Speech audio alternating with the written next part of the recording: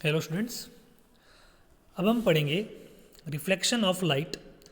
अब तक हमने क्या पढ़ा था कि जो लाइट होती है वो एक स्ट्रेट लाइन में मूव करती है, पास होती है, और उसके साथ ही साथ जब उसको हम ऑब्ज़र्व करते हैं तो हमें ये दिखता है कि भी उसमें जितने भी पार्टिकल के मूवमेंट होते हैं वो एक स्ट्रेट लाइन में होते हैं, एक सीधी रेखा में होते हैं।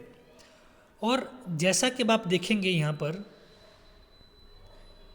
जो आपको ये फिगर दिख रहा है 15.5, यहाँ पर आपके सामने एक मिरर पड़ा हुआ है, कांच पड़ा हुआ है। यहाँ से लाइट निकल रही है और इस टकरा के कहाँ आ रही है, इस तरफ आ रही है। ठीक है, तो अब इससे ये प्रूव होता है कि आपने जो ये फिगर देखा है 15.5 में, इसमें जो आपकी लाइट है वो टकरा रही है मिरर से, और टकराने के बाद वापस क्या हो रही है, रिफ्लेक्ट हो रही है, वापस क्या आ रही है, उसी तरफ आ रही है। लेकिन जो लाइट वहाँ से टकराने के लिए मिरर की तरफ भागी, उस लाइन को हम बोलते हैं इंसिडेंट लाइट। जबकि जो लाइट टकरा के वापस आती है उसे हम कहते हैं रिफ्लेक्टेड लाइट।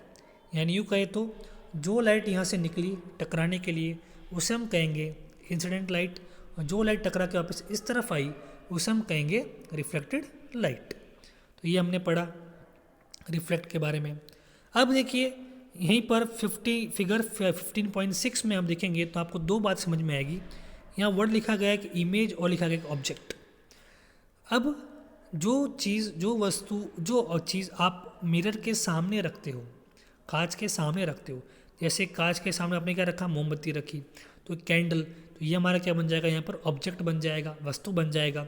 और जो हमें कांच के अंदर दिख रहा है उसे हम क्या कहते हैं, इमेज कहते हैं।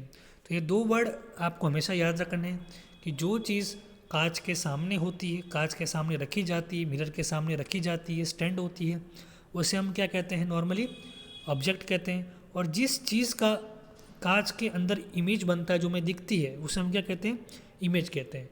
तो ये दो बातें बेटा आपको कभी भूलनी नहीं है। डिफरेंस मेनली क्या है, ऑब्जेक्ट और इमेज में।